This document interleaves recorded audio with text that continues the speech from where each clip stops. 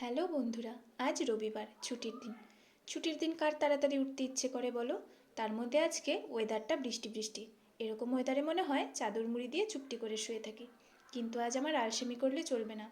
আজ বাড়িতে কিছু গেস্টদের ইনভিটেশন আছে, তাই আর আলসেমি না করে তাড়াতাড়ি উঠে পড়লাম। উঠে ফ্রেশ হয়ে ব্রেকফাস্ট সেরে নিলাম। এর মধ্যে বাজারটাও চলে আসলো। আজকে আমি যা যা রান্না করব সব কিছু আগে কেটে বেটে তৈরি করে নিলাম। ও হ্যাঁ, আজকে আমি রান্না করছি মসুর ডাল। আজকে মসুর ডালটা একটু অন্যরকমভাবে করছি। এটাকে ফ্রাই ডালও বলা যেতে পারে। আর রান্না করছি কাতল ভাপা। এর আগেও তোমাদের সাথে আমি কাতল ভাপার রেসিপি শেয়ার করেছিলাম। আর করছি খাসির মাংস। লাঞ্চে যদি কারোর ইনভিটেশন থাকে তাহলে আমি সকাল থেকে খুব চিন্তায় থাকি যে সময় মতো রান্নাটা শেষ করতে পারবো তো।